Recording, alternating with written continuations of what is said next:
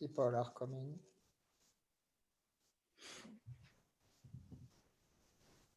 So, Michael, do we have anything to install? Yes, if you want to follow, there is an OSSIA application to install. But that's the only thing we have to install, right? I think so. Yeah. Hello, everyone. Well, I was not sure. Was Alain talking just a few seconds ago? Because it seemed that with the mask, we could see him moving, but I didn't hear any sound. We have a little problem here. Oh, okay. But if you can wait a few minutes, please. No worries. I'll just paste the link in for anyone who wants to try. Up. I have a too old system. I have 13. Stefan? Yes. Maybe you can go if you want. Okay. So I will do the presentation. So this afternoon, we have basically two workshops, one by Jean-Michel and the second one by Albert. And we will see in both cases a use case of embedded the Faust compiler into existing application using Faust and LLVM technology. And so the first workshop is done by Jean-Michel Celerier. He's a freelance researcher interested in art, code, computer music, and interactive show control.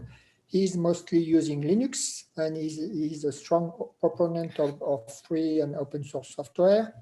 And he's currently the main developer of the OSSIA score application.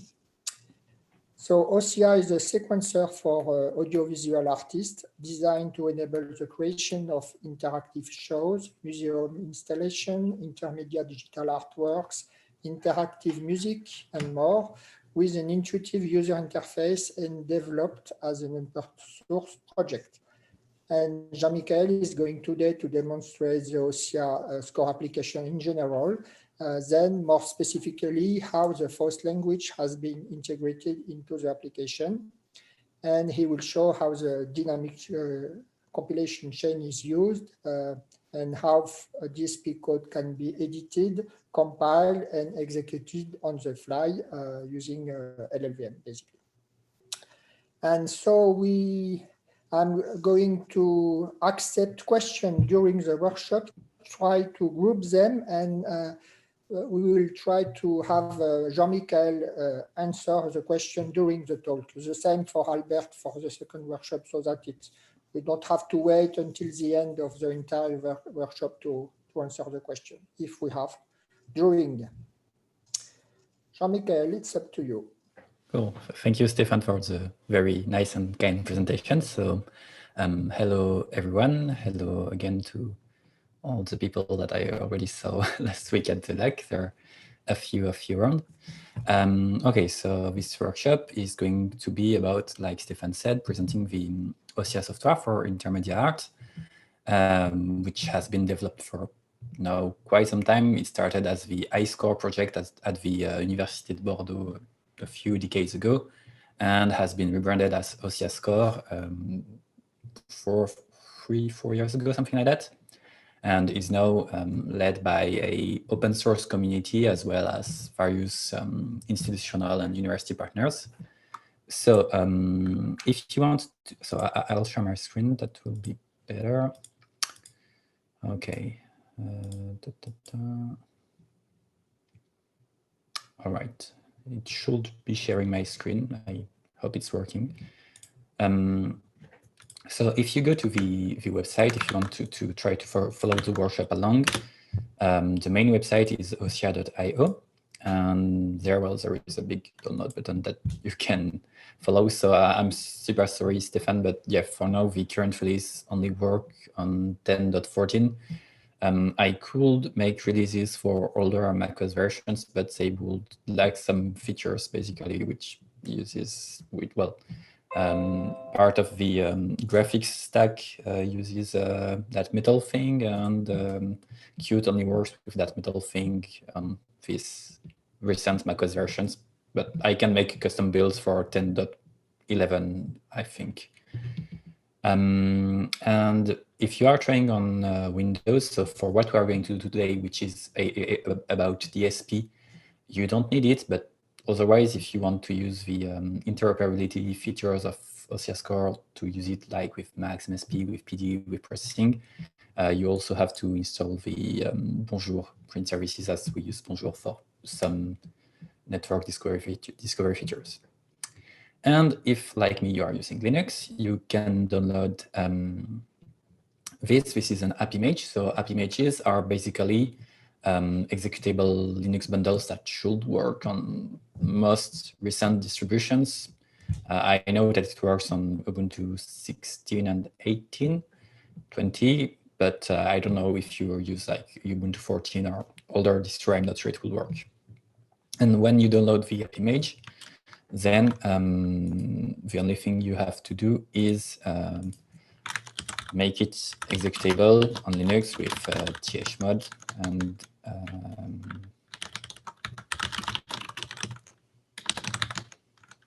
like that.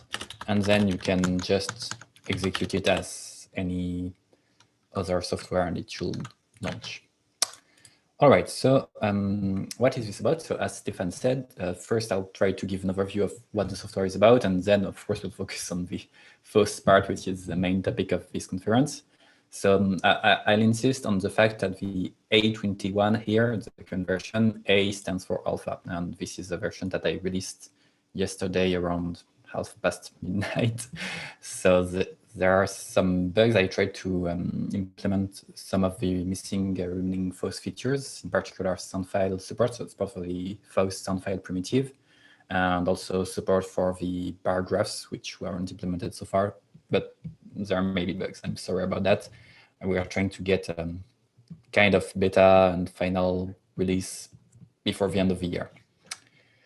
And of course, it's all open source, so you can go check on GitHub and clone it. There are some build instructions if you want to build it yourself, but one thing is that we require fairly recent packages, but you can go on the wiki on GitHub and follow. I recommend follow the Hacking on Score page, which is most up to date, and details all the process depending on if you're on Arch Linux, on Ubuntu, on Debian, on all the recent distros. So this morning I tried this, and I know that they work on Ubuntu 20. I tried those 2 weeks ago, so they should work too. For the others, I haven't tried for some time, so may not entirely be up to date. And on Windows, it's a bit of a pain. It's doable, but it's Windows. So when you first launch Score, you will have the splash screen that you saw earlier, and then you will be in front of this this grid, which is, well, like any other sequencer you may know, it is a musical grid with bars and things like that. And if you used to follow actually the software for some time, you will find that weird, likely because it didn't used to be like this. It used to be like this without any grid, not for lack of implementation ability, but because some users were really against the idea of having a grid, and so it has some kind of prison bars that prevent creativity to express itself. Well, anyways, I like to make rock music, so at some point I added those bars. And the software is divided in 3 parts. The center part is the timeline, the score, basically. The left part is the library with various tabs at the bottom. So the first tab, we won't really use it today, but it is about using Score in through OSSIA control to control other software through OSSIA, to send and receive MIDI. Basically, this is where everything that is about communication, remote communication, network communication, hardware peripherals happens here. And if you right-click, you can see the supported protocols, so OSSIA, OSSIA query, ArtNet, and then some specific kind of hardware, so we can plug Wiimotes, joysticks, send the messages through the serial port directly, and of course, MIDI input and output. And more recently, some video input things are also available. Then what interests us more is the second tab. So the second tab is the processes, and processes in the parlance of the software is basically like max objects or PD objects. These are the data flow nodes that will perform some computation. So in particular, we will have access to the Faust, most of the Faust library. So when you install Score, it actually comes with the most recent Faust library.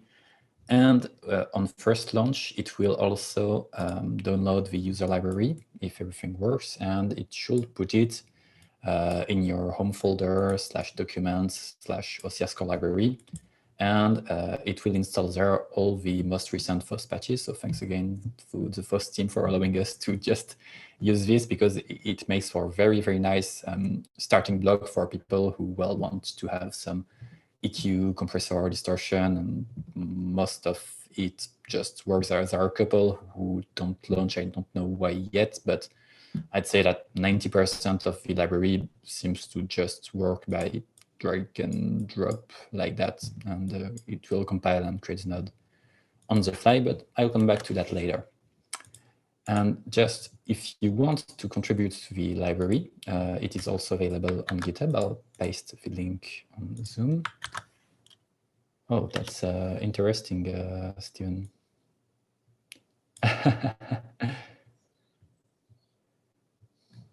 Just checking quickly the comments. I'd advise actually against recompiling today, but well, if you want to try, you can, but we'll lose a lot of time. And so here's the link of the library. And in presets /Faust, well, we have basically copied all the stuff from the Faust website. So we try to update it semi-regularly. And then the idea is to make a kind of repository of various kind of intermediate patches of Faust patches, but also shaders for visuals, some JavaScript scripts, kind of base repository, like, you know, if you install Ableton Live or Logic Studio or Cubase, you start with a huge library of stuff and try to have the same, so that people who want to just download the software and create stuff, they have something to work with. So, and then in this left pan, so of course I talked about Faust, but well, it also supports Vst and Lv2. So for Lv2, you need to build it on your machine or use a distro package, because the Linux package doesn't come with the Lv2 library, because it will need to come with basically everything GTK EQ'd, so it's not doable. And for Vst, it's more simple. And then all the other processes of Score. So the most basic will be the automation, for instance, classic automation curve like in any sequencer. But there are also stuff like low frequency oscillators, things like that. And then there are stuff for visuals, stuff for MIDI input output. And we try to make a kind of semi-extensive library of basic processes to, well, like I said, allow people to just be creative. Then the other tabs are the libraries. So the first one is the user library that it should have downloaded. And the second is the project library. If you save the file somewhere, then it will show the content of that folder here, so that you can have per project, sounds, presets, that kind of thing. And the redo panel and a message log like in Max. And at the right, it is basically an inspector, so it will show the property of whatever you are selecting in the software. So these are the three main parts, and at the bottom you have a small transport toolbar, a quick master volume to if things go awry, because, well, there are still sometimes, you know, ugly sounds when we work with kinda experimental DSP, so you really want to have some way to panic cut the volume. And so these are more experimental features. There is a console which allows to type some JavaScript and, well, interact, basically create the score programmatically, but still not finished yet. And an audio mixer, but it's also work in progress. So this is it for the main software. And oh, I forgot the most important. I forgot to mention all the sponsors. So we are sponsored, so like I said, by the university, but also more recently by Unreal and by Mozilla, and by various French grant and public sponsors. So thanks to all our sponsors.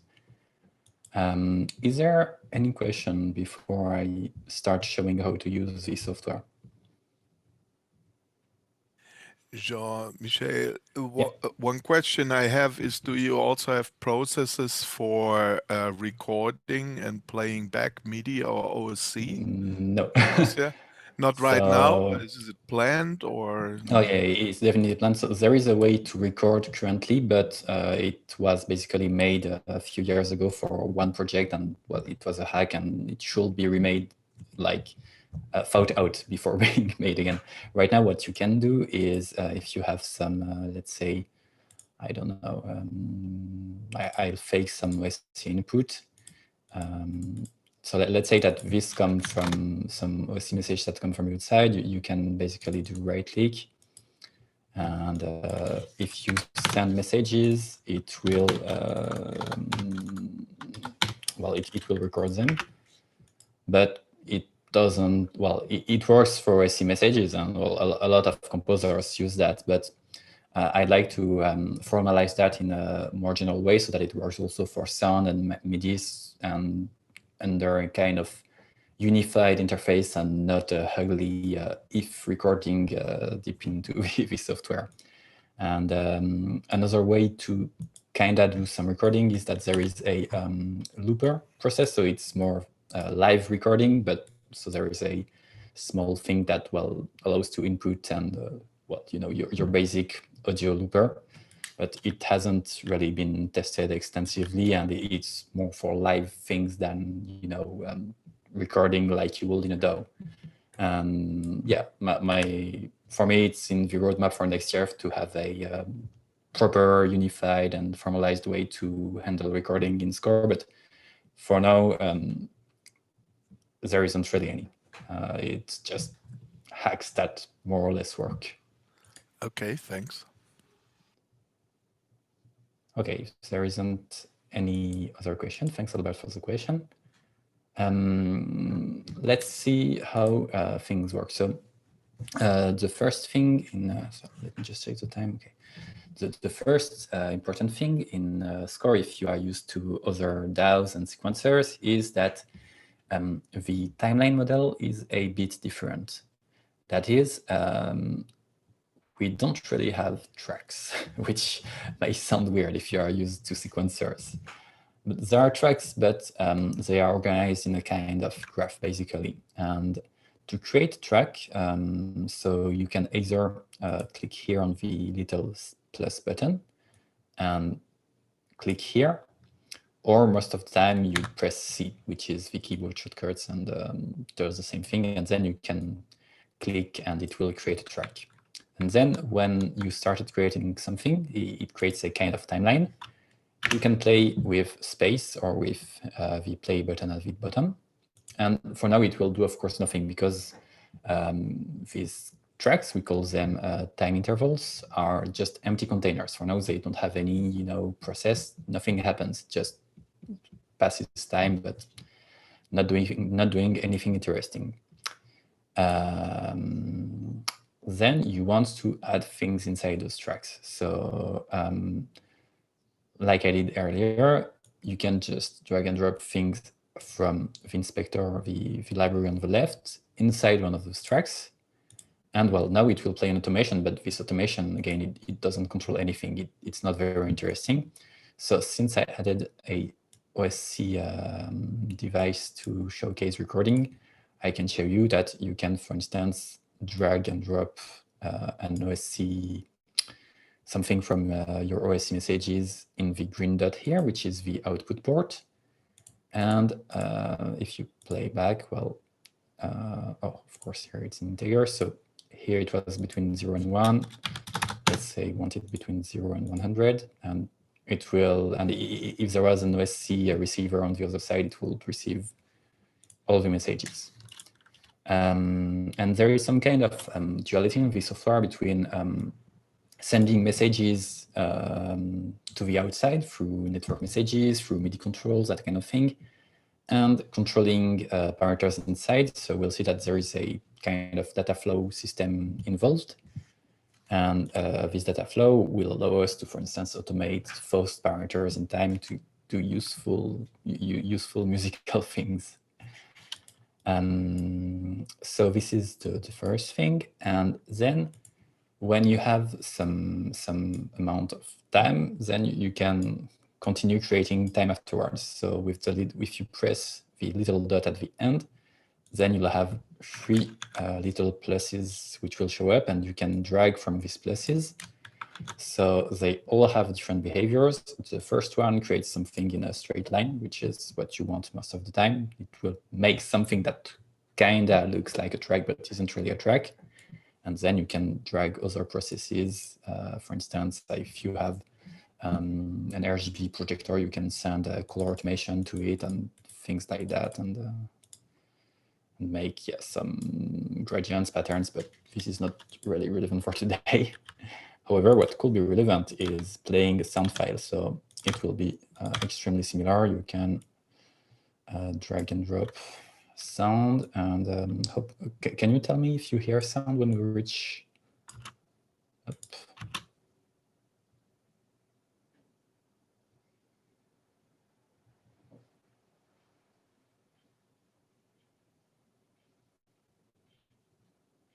Are you hearing the sound? Oh, okay, let's see.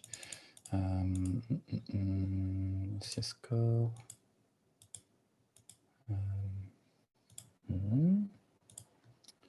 Oh, maybe like that. Okay, let's try again.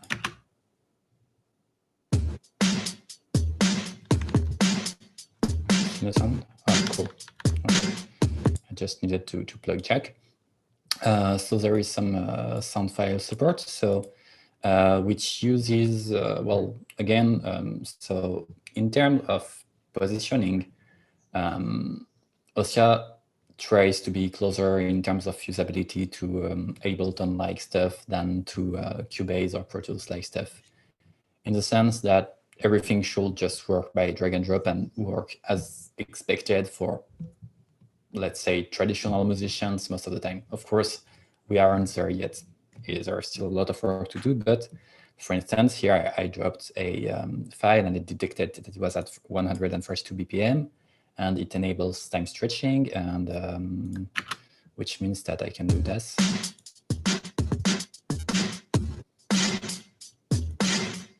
And I could also use, you know, this sample rate based restretcher.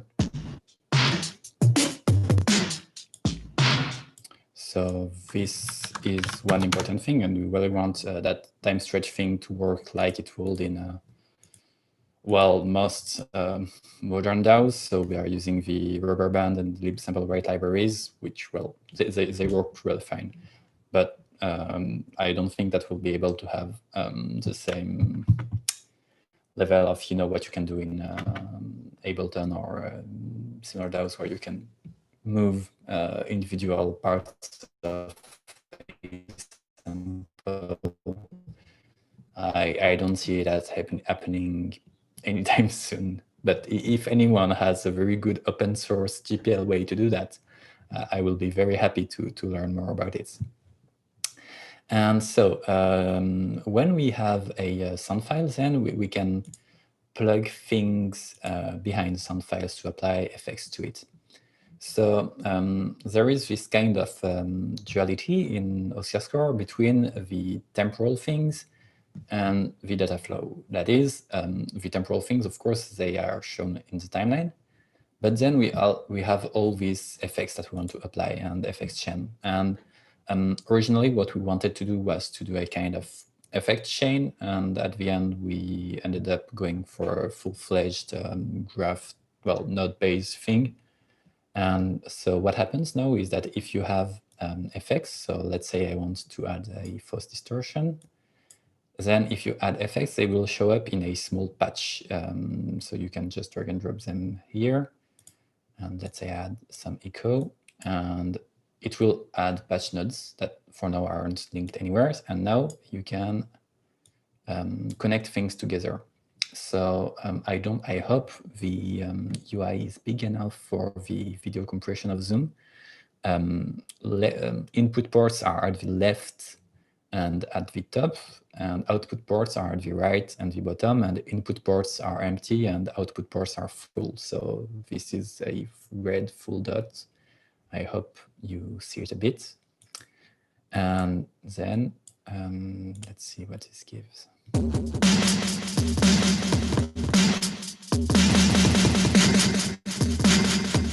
So, so this uses two Faust effects that will come from the standard library.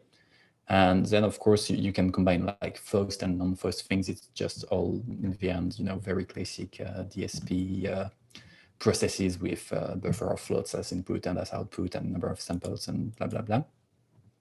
Ah, cool. Thanks, Albert.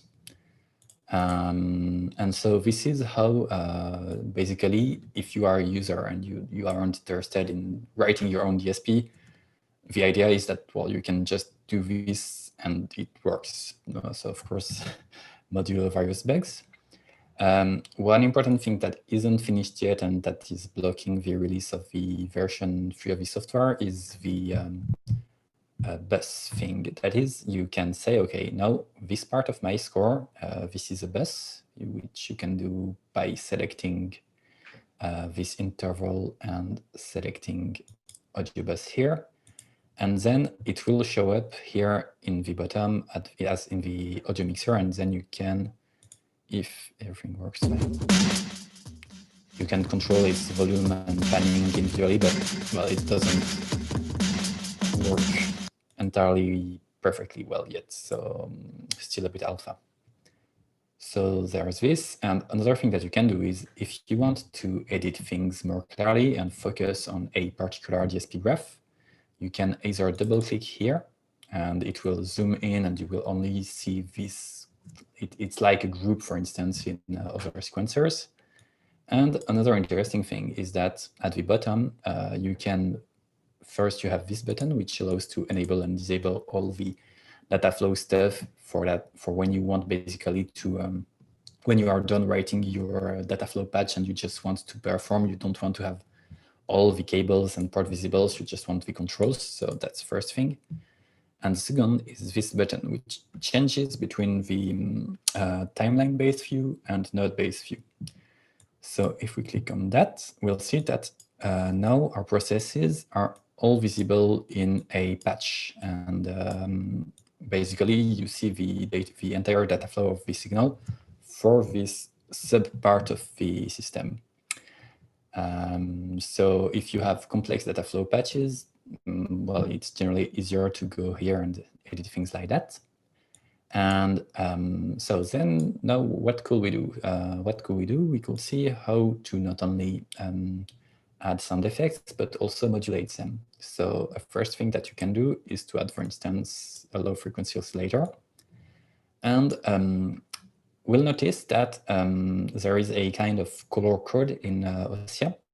So red is for audio, the audio flow, and green is for the value flow. So basically control messages are in green, which happen at, well, not the audio rate, but the buffer rate, unless you go to the settings and select in execution precise, which will run everything sample by sample, and which, well, I hope you have a very, very good CPU before doing that because it's super slow. And then you can, let's say, connect this like that. So I don't know how well that will sound. Let's see. Okay.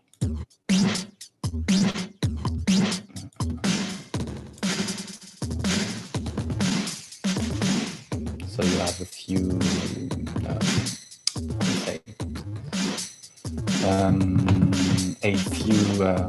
LFO shapes that you can use, square, blah, blah, blah. And an important thing is that by default, it will use the, it will synchronize to the well, right now it's a half. I don't remember how we say that in French, in English, note blanche. Well, you know, whole, half, quarter, eighth note, all that kind of thing. And then you can also select directly here none, which means that instead it will use the frequency in hertz. So yeah. All right.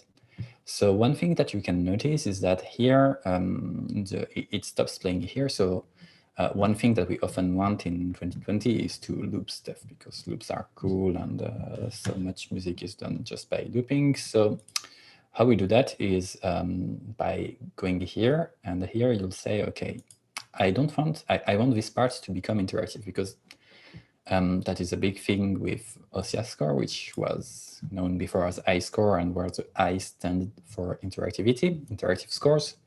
It's that part of the score can be interactive. That is, you can say, okay, I want this part to last as long as, let's say, I receive an OSC message or something like that.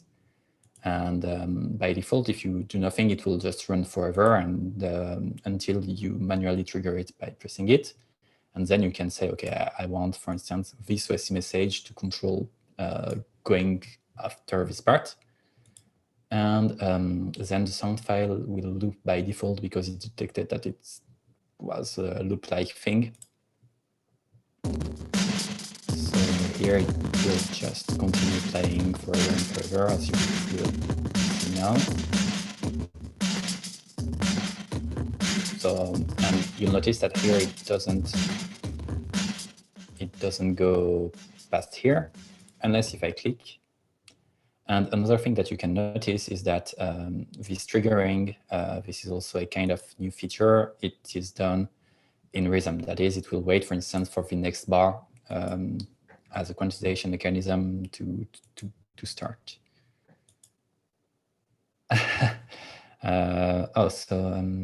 Let's see. Blah, blah, blah. Oh, hi everyone. How do you move at the time position cursor? Okay, so this is a bit embarrassing because there isn't really a single time position cursor. That's another thing in OSSIA. You can have basically multiple concurrent timelines, and which either start and stop at different times and have different speeds. For instance, I could have a sound here, and this is going to not. Let's see. I could have this sound here.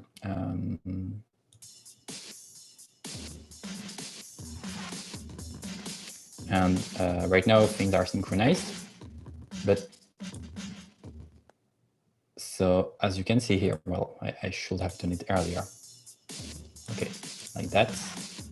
So as you can see here, things aren't synchronized anymore. So every part of this core has its own cursor if you want. And another thing is that you can also change the individual speed of one branch of this core, which again, well, it wouldn't work if you had a single cursor. However, there used to be a play from here feature, but right now I still have a bug with it also for the version 3, and I have to fix it. And I know that there is sometime like this, exactly this crash. So, but worry not, because you can reload things when they crash. But yeah, don't play too much with that. I still have to fix the bug with this crash when you do it in the middle of sound files. Okay. Yes, the stop button resets the time cursor to the beginning, indeed. Can you connect Midi input to the Faust control parameters? Yes, we'll see how to do that. And well, just host like lipid in OSSIA.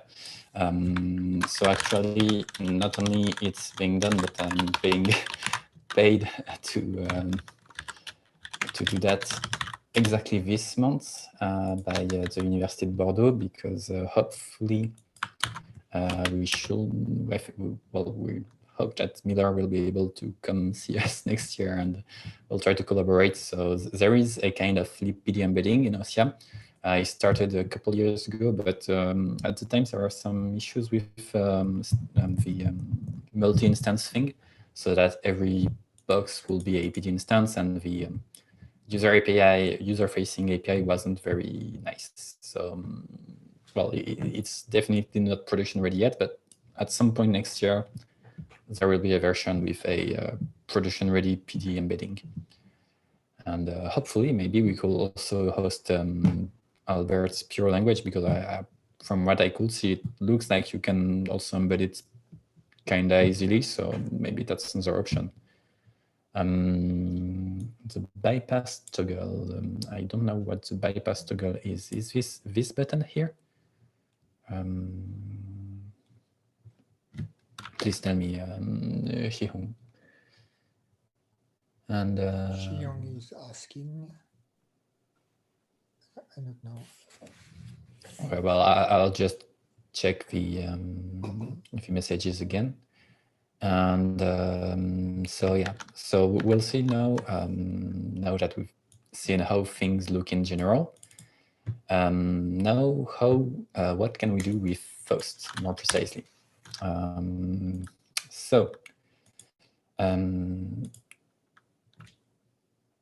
As I said, you can just add things here. So you can add either, so if we talk about the Faust embedding, so it may be a bit opinionated, and of course I am entirely open in feedback from the Faust team and Faust users, because you are my audience here, in the sense that I hope that you will at some point use this, and for that to work, it needs to fit your expectations of it. So I don't use Faust as much as I could, and I may not always have the, I would say, right user interface expectations regarding what the Faust community expects, and I am entirely open to changing stuff.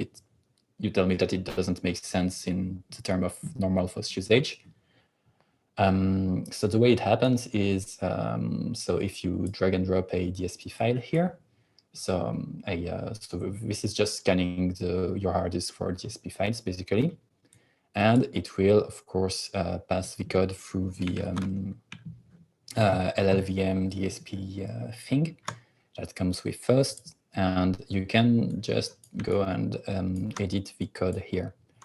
So this one uses the a lot of, well, it comes directly from the library, so I'll try to find a simpler one, or just if you want to do it by hand, you can start like this, and well, the most simple Faust code will be that, and it will create a node with an input and an output.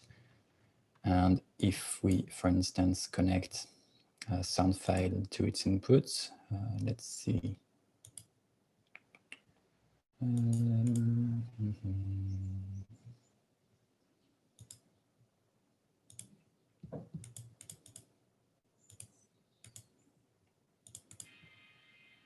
Nope. I'm just looking for a, okay, let's try this one. So I didn't mention that, but you can preview the sound in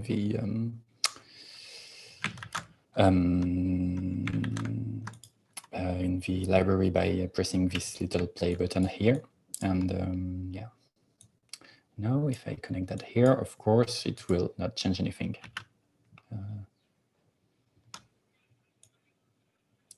And sorry, it may have been a bit loud. Now I want to tell it to loop forever, and okay. And hopefully, if I didn't touch my release too much, I can do this. And it will recompile the Faust code. We don't hear any sound, Jean-Michel. Oh, no. Oh, sorry. Oops. Oh, yeah, it crashed, so it disconnected itself from Jack. Sorry about that. Okay, so let's start again. So I have my very basic Faust process. So maybe the text like that will be more readable. Up. And now if I play, I can change the Faust code, and hopefully it should not crash. Well, I can't make that a perfect promise. What was better? Is there was it yes, they do. Is it it's okay now for the sound? Could you hear the kind of live scene? Okay, cool. All right, so this is the first thing, and the second thing is how to how are controls mapped. So I absolutely never remember the syntax for sliders, so I will just use let's say reverb. There are so many reverb things. I'll take the old one because it has everything directly in the code. And okay, and here, no, this one doesn't use also the hash slider and thing. Okay, well, if you have hash sliders and things like that, they are created as controls here. And since yesterday evening, if you also have, for instance, what is dB meter, for instance, then you can do stuff like this. And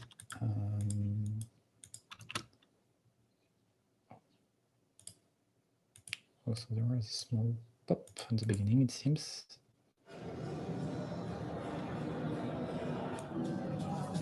So you can also see here, you know, the kind of, well, output controls. So as you can see here, the things are filled. And for instance, we have a simple signal graph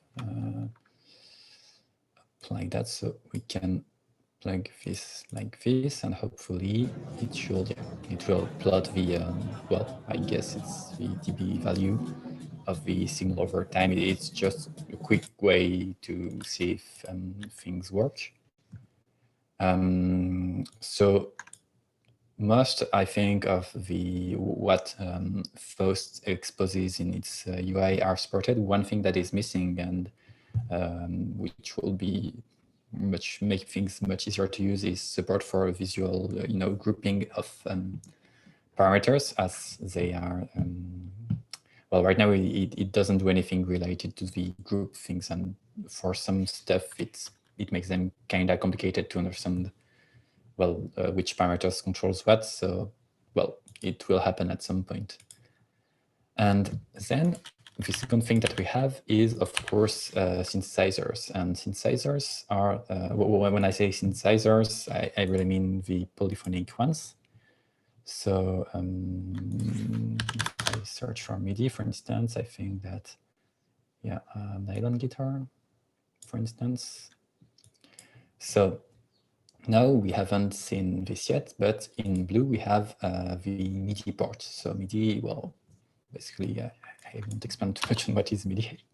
I hope it's not necessary, but we have a couple of useful MIDI processes in OSSIA. So for instance, a piano roll, where you can have, well, basically notes like that, and or you can import MIDI files. And I'll connect things like this, and hopefully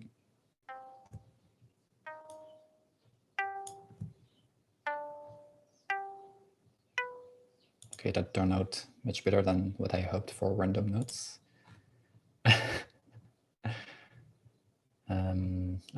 Thanks. Oh, sorry, I didn't check the chat. Thanks, Jan and Stefan. Well, I'll add the demonstration of adding a slider live afterwards. Okay, and so the way it works is that it tries to look for various kind of heuristics of, is this a MIDI file?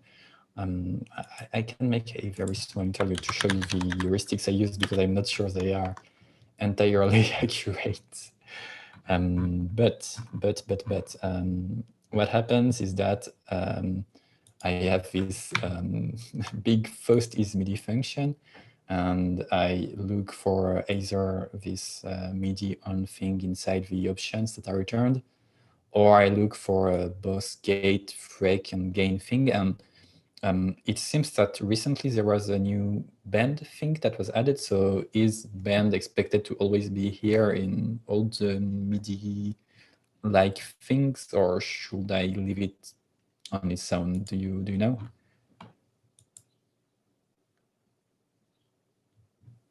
Okay. And so yeah, but if anyone wants to check, also in the source code, it's all in the there is a Faust folder and everything happens there basically. So the code is a bit ugly. I should spend some time refactoring it, because right now it's, well, it's kind of messy. I won't lie. I'd like to have the time to make it a bit better, but well. And so it looks for that, and then if it's if it detects that it's a polyphonic DSP, then it instantiates it with the correct poly DSP things, and adds a MIDI port, and hopefully everything works. So just to showcase, for instance, I can also add an arpeggiator. So I'm happy to showcase this because I worked on it yesterday. Hopefully it won't break.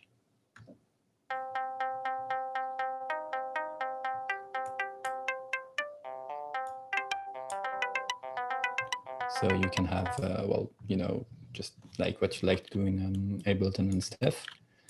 And that will be it for the simple MIDI usage.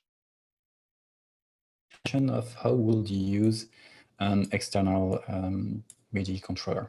So first, so here, for instance, I have a smaller Arturia MIDI lab with me. And so everything that is related to hardware, invoices. Okay, pitch pen isn't required. Okay, thanks, Albert. Because because a lot of the MIDI things I saw, they all seem, all the recent ones, to have that bend thing. So I wondered if, well, it was expected to be here, but okay. And invoices and that.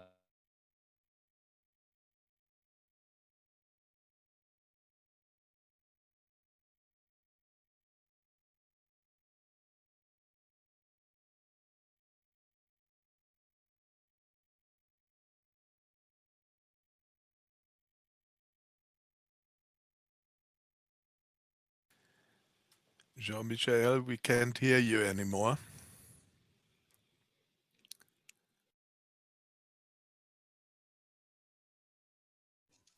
No sound anymore from Jean-Michel. You can drag and drop here. Again. I remove piano roll. And now, so if I play now, it takes directly to the first channel, and yeah. And now, regarding the control stuff, this is another a bit embarrassing thing. So, again, sorry, Jean-Michel, we couldn't just hear the you. Sound So of the software, or also my voice. Pendant un moment, ça a été coupé, mais ça remarche. 1, 2, test. Ah, d'accord. It's working again, Okay. basically. Okay, weird. but we didn't get the explanation. Ah, yes, so maybe Okay. you have to explain it. I think it was when you connected the MIDI keyboard. That could be, yeah. Okay. So yeah, yeah, as you could see, here you can add MIDI inputs through here, and then you can drag and drop and inside the blue ports, and it will use them as input. Or if you click on the blue port, you should also be able to see all the available device and select one. And so then there is the most embarrassing thing, and another thing that I am waiting on fixing before releasing the version 3, it's basically, I think that there was a big mistake which was made in the design of the system, but well, in hindsight is 2020, especially this year, which is that we did choose to not map things to 0, 1, and everything uses its normal values. So MIDI is between 0 and 127, and this is between 0 and 1, but if it had parameters between -5 and 5, it will expect values between -5 and 5. So if you want to connect MIDI to stuff, you have to add a very small mapping step to, well, normalize things. And I tend to think, having used a fair bit other sequencers to make music, that it was a mistake, and normalizing things between 0 and 1 seems much easier for the end user. But I am open to the discussion for this, because it's I don't think it's a very solved issue. And anyways, how will that work if we wanted to use ACC? So first, you will do some MIDI learn. So here I did right-click, learn, and it detected that I moved CC18 on my keyboard, so like this. And of course, if I can do that, but if I do that, it will go way behind the range of parameters. So we have a small math formula thing, which, well, takes way too much visual space for what it does. And here we can say, okay, the input will be this CC, and the output will be here, and now it should map. Okay. So here I have my CC, my MIDI CC, which does things, so you can see me playing, but I promise that I'm playing notes right now. And yeah, but I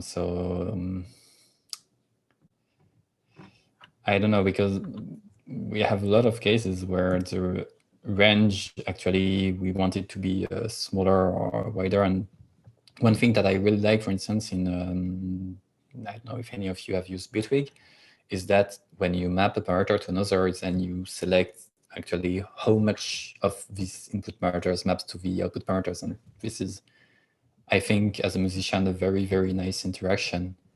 And the other thing is that some parameters, in particular with OSSIA, don't have a range. Some are like, well, people don't define a range, so you can define a range in OSSIA, and but some don't have any range. And then what do you do? Do you assume 0, 1? Do you assume 0, 100?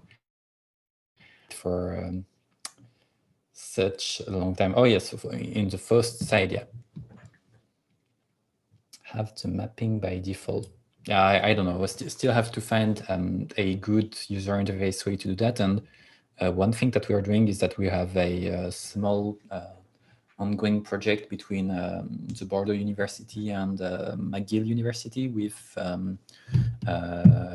Marcelo Wanderley and Joseph Malloch, and who does DeepMapper, and they have spent a lot of time on really thinking this mapping input to output parameters through, and, well, trying to find inspiration from them to see what works best for the end user. But yeah, there are still definitely room for improvement over here, but you can do it. You can map stuff like that easily. And this uses the ExpertTK library for math expression. I don't know if you know that one. It's very simple, but fairly complete math library, which, well, does all that kind of thing. I wonder if we could also use directly Faust expressions for, like, handling control signals. I don't know if it will make sense. I think it would.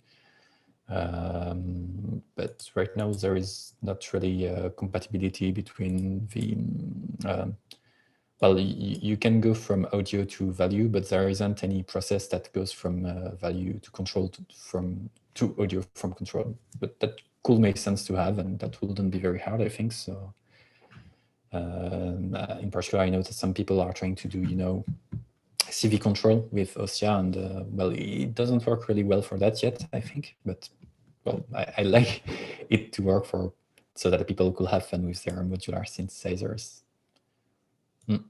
Yeah, also, yeah. So that will be it, I think, for the main feature. And earlier, yeah, I was talking about adding parameters. So for instance, if I wanted to add my, let's say, Faust. So if I want to add now a gain, let me just copy paste what Stefan and Jan kindly sent to me. Hop. Parfait. So this equals input times /layer. I think this isn't a good code. Yeah. So this will create, of course, a gain slider automatically with, well, which will map the input to output. And as far as it's possible, I'm trying to reuse. So if you connected a cable, let's say, let's see, so up. Normally, if you do that and change the code, let's say you want, okay, to be between 0 and 2, it should still keep things connected. It tries to match the names of, basically, of course, it has to recreate the whole DSP behind to reparse the UI because anything could have changed.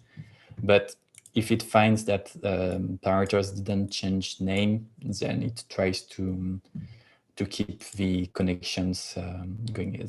But well, of course, it may be brutal sometimes if, well, for some reason you use the same name, but you for something entirely different, then you'll have to disconnect and reconnect things.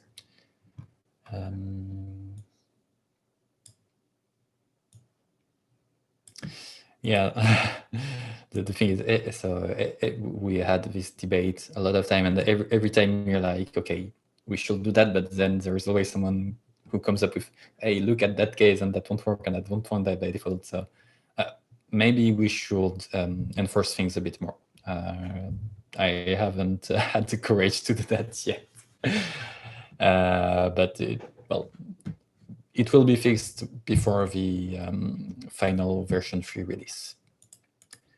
Okay, so what else am I thinking? So there is still half an hour, so I was a bit faster than what I hoped. Maybe I forgot half the things I wanted to say. Let's see.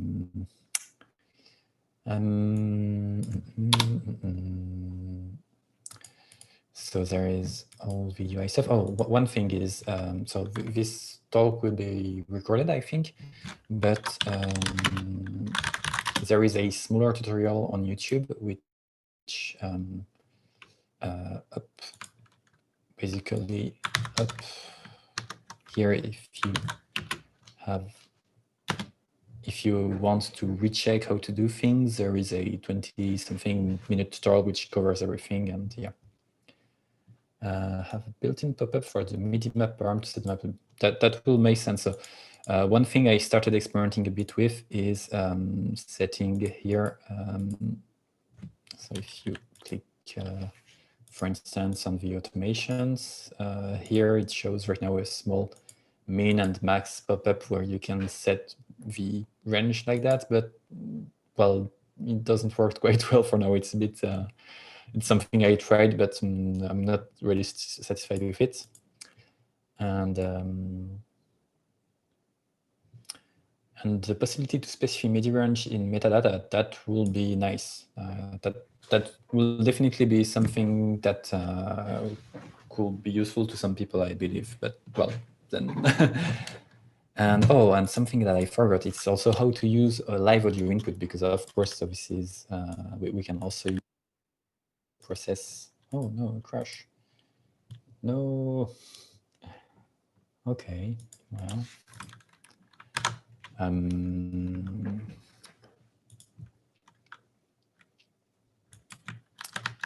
Why did that crash? Okay. So one thing is that, of course, we can also use live audio input. So let me reconnect that. OSSIA connecté. So again, it's very simple. Let's say you have your first parameter and add some echo. You can just click on the port and then you can select.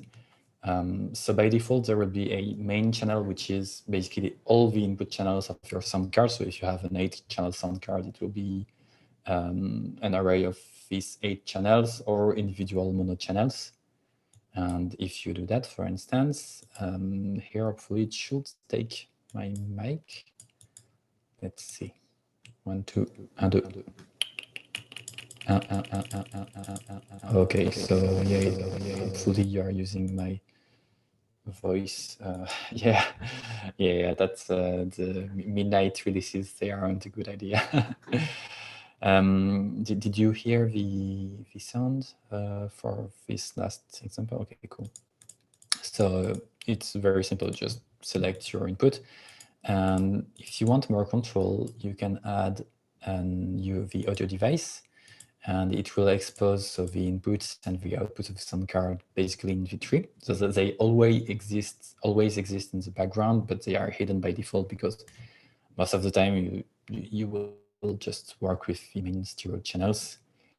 And what happens is that if you have, let's say, complex ambisonic mapping, or if you have a DOM, you may want to add a mapping.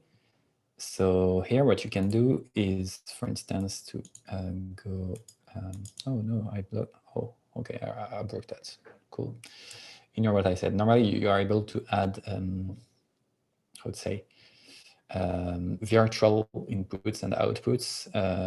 That is, you can create a address that would correspond, let's say, to input channels 1, 3, and 6, and map them to 0, 1, 2 in the software, and then you can use these channels as inputs or as outputs, but apparently I broke that. How fun. But otherwise, yeah, you can basically go and fetch every channel of your sound card, and if you send control messages, they will just adjust the input and output gain. And so yeah, so one thing that I am wondering that is, so if we use VSTs, for instance, and this is more of a question I asked to the Faust team or the Faust users about how to do that and what will be the expected thing. But let's say I had a VST, so TileDub, what is it? Okay, so for instance, this is a small delay. So again, I can make and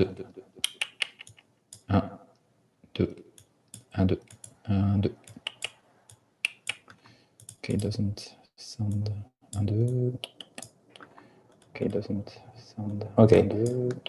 So this delay will normally, I think, use okay and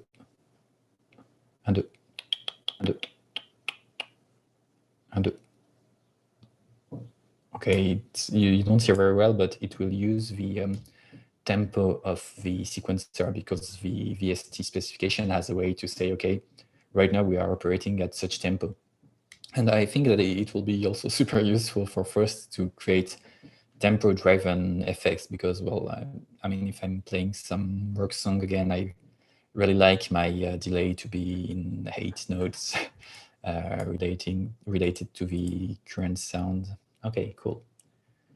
So, so that is one thing that for me will really allow me to use more Faust and less VST in my music, because I really rely on this VST syncing things. So it will be nice to have kind of, I think it will be just like this default VST, default MIDI parameters for gain and things like that. If it could show it like that with a tempo or musical metrics parameters, then that will be super useful.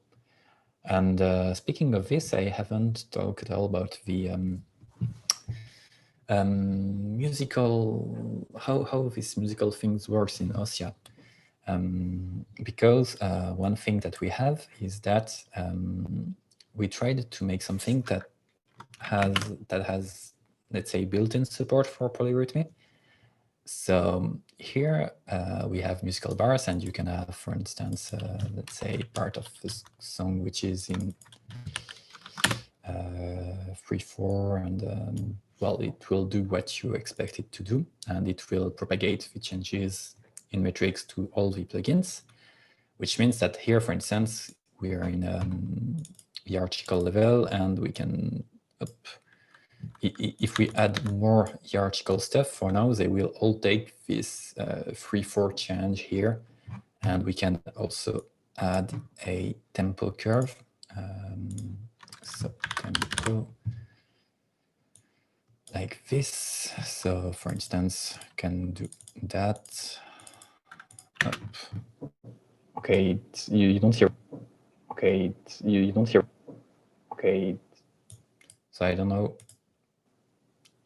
Oh, I don't claim my buffers, do I? Oh, I don't claim my buffers. So I don't know if you have the time to see. I don't know if you have the time to see. Sorry, I don't know if you have the time to see with the zoom compression, but well, basically you can control the speed of that part of the score. And one thing is that for every subpart of the score, you can say, okay, actually, this will be desynchronized from the top, from its parent, and it will instead use its own tempo, like that. So now, notice that here, the speed of that thing ends up being different. And likewise, if you go to it by default here, you'll notice that, well, because I added the tempo, of course, to work it, but by default, it will have used the musical matrix. Now you can select this and select the 4/4 button here in the inspector. And notice that now it will be in 4/4 and will ignore that you have a signature change at the parent. And so that means that basically you can have subparts of the score that have their own signature, and which should allow for composition of, well, polyrhythmic stuff where you have, let's say, one musician or one part of the score which is in 3/4 and the other in 4/4, whatever your mind can imagine. So yeah, so I think that's it for the main content. So I don't know if there are any general questions on the software, or any expectations that you would have regarding the first implementation that will have been covered. So I could speak a bit of the way it's actually implemented. It's very simple. I just use the oh yes, LLVM DSP classes, and so they work very well. And one thing that is missing, and I've been saying that it's been missing for 3 years, is the caching support. So, and one thing that makes me want to add the cache support is that I wanted to play a bit with that virtual analog thing. So that one takes quite a bit of time to compile. So, and now that I have seen that one, this is a big motivation for. Yes, this one is very heavy, and the cache model, you can even cache machine code right now. So it means you can restore, save and restore machine code. Obviously, it will be for your specific OS, but it's we do that in the 4th gen on the Mac, and we do save the machine code. Yeah, I think that this is what I will end up doing, because anyways, people won't be moving their cache folder from one computer to another. But so then you need to for a single DSP factory, you can instantiate several instances, so you may have to do some kind of reference counting. Well, some of this is done into the library itself, but we have to check.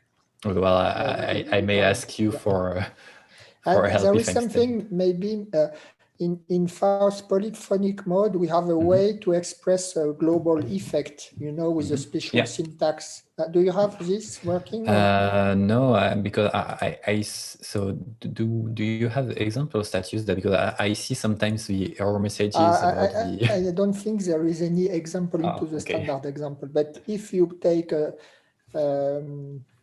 like the clarinet, and you add a line with effect equal free verb, then assuming you do it correctly, it should create so a global. Say, well, you have to do something to. So like afterwards, effect equal like well, free verb is probably into a package, so I don't know. Yes, I have to check. Or maybe would that work? Or, yeah, but to do that, probably, well, we can try. I don't know if you are using some classes that do that automatically for you, the C++ classes, I think you. Good. I think so. I think so. We can check. Maybe it's not interesting for everybody, this kind of detail, but well, this is something that could be interesting to have. Well, I'm using this one, so maybe it works actually. So I had something to fix to adapt it to score, but I used this the is something which is supposed to do it automatically for you. Okay, so I think it should work. There is an effect factory. Yes. Cool. Yeah. This kind of syntax should work. dm.freeverb demo blah blah. I can try that one, see if it works. Will be I learned something. So yes, since we have some convention into Faust code, we try to have this working also we have it working into the Faust IDE, web IDE. Jean-Michel, do you have a way to export the patch that you describe? Well, there is the save file, but I know the deeper meaning of your question. Is there a actual interesting representation of it? And not really. So, well, there is of course, where is it? Of course, the save format, and then what I will, for me, the next steps are so. The direction I'd like to take is at some point is basically how do we export these patches not as a let's say human readable format, but more as a combined machine readable format in order to enable optimization across the data flow nodes. But well, I mean, for me, it's more, let's say, having a proper, beautiful, readable, and human understandable, and which would survive, let's say, a nuclear apocalypse, as it will be discussed in the roundtables tomorrow. Well, it's more of a research question that I don't really have too much time to look into right now. But I'd be more than happy to spend some time in defining it, but well, didn't really have the need yet. So, and yeah, and regarding the perspectives, thanks to Faust, partly, we gained a nice feature, which is the C++ just-in-time compilation. That is, since we had we needed to embed LLVM for Faust, then why not embed Clang while we are at it? And so what this means is that, for instance, we have some simple processes like this. So this is a byte. This is a very simple language to make fun sounds.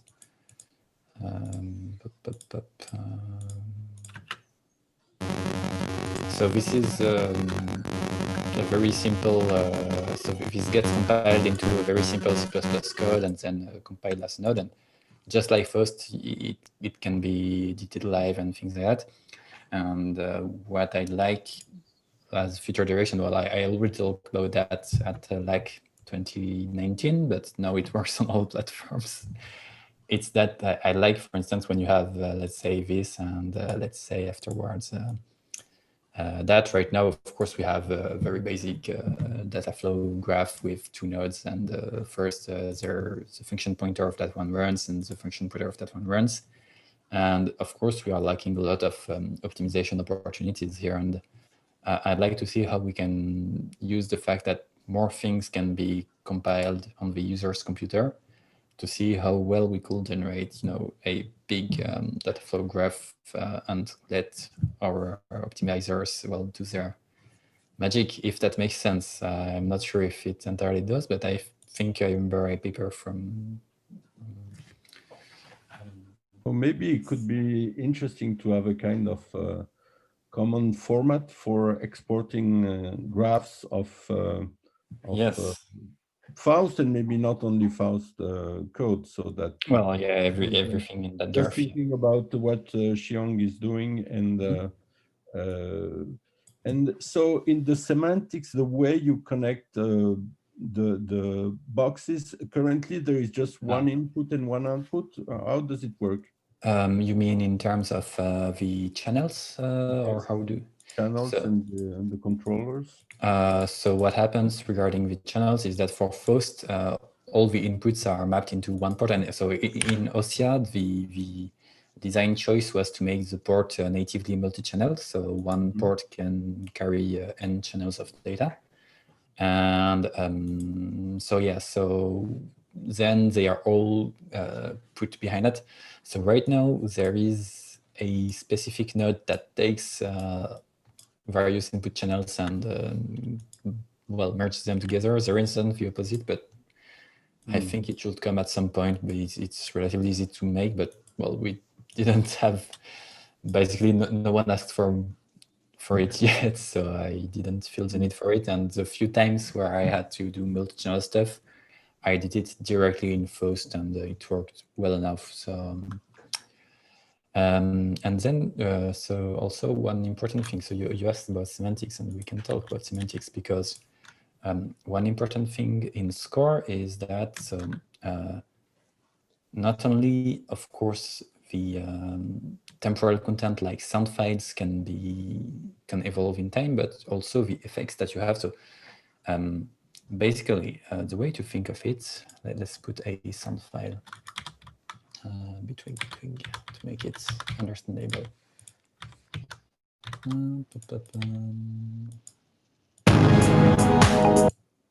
Okay, that will do. Okay, so we have this sound file. And what if we want to have an effect for the first part of the sound file and another effect for the second part of the sound file? What you will do will be to have two intervals. And then let's say that in the first part we'll have, I don't know, a low pass filter, and for the second high pass filter. Okay, like this. And then you will connect the outputs here and here. And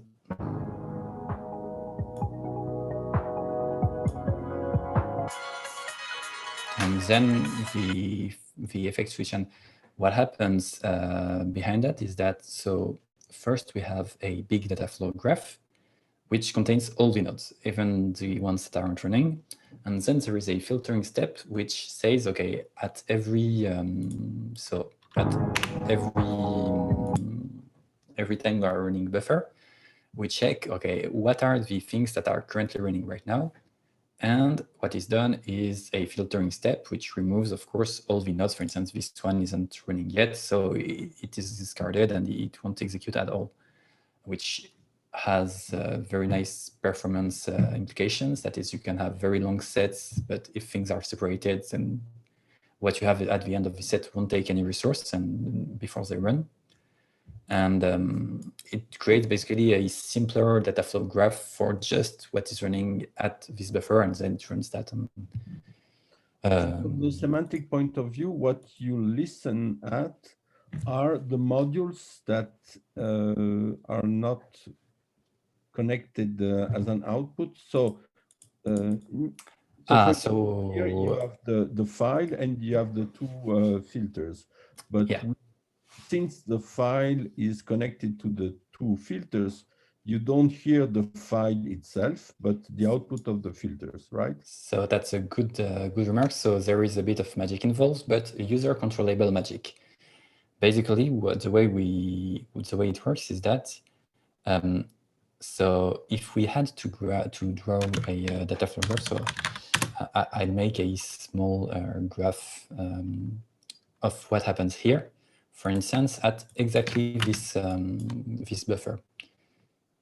So I will draw with my mouse, so it may not be super pretty, I'm sorry, but this way it should be, it's a bit small. So, là. Après, il va me le créer, plaisante ou quoi.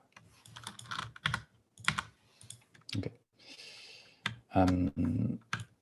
So, okay, et alors, sorry, okay. So what happens here, up, and it's that we have this first thing at the top of the interval, which contains a scenario, which contains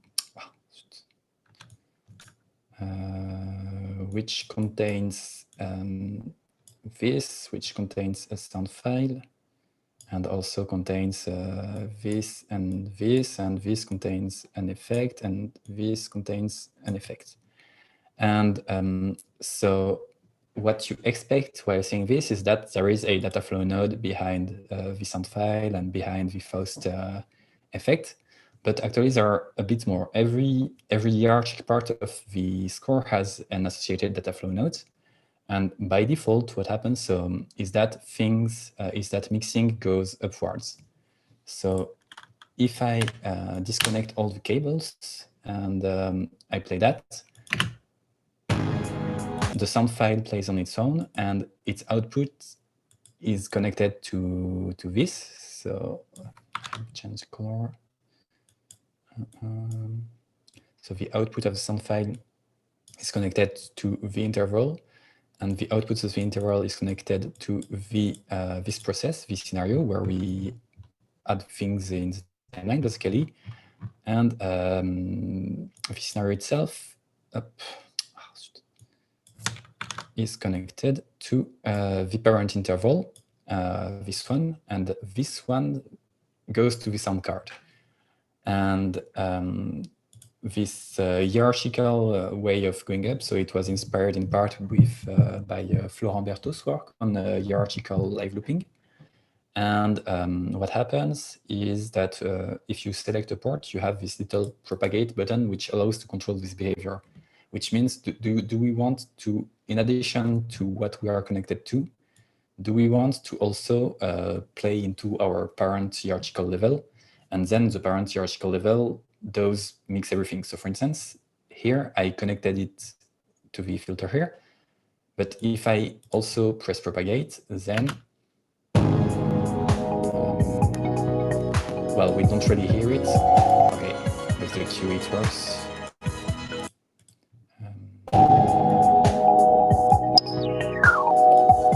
So what happens is that we have both the dry signal, which is mixed here, and the filtered signal, which is mixed, which goes through here and then to the parent, and everything ends up being mixed together. And the idea is that you shouldn't have to do anything basically to play sound. And I really want it, in terms of usability, to be much closer to Ableton Live, where you just drag and drop things and you have sound, than PD, where, well, if you don't connect things to DAC tilde, then you won't have sound.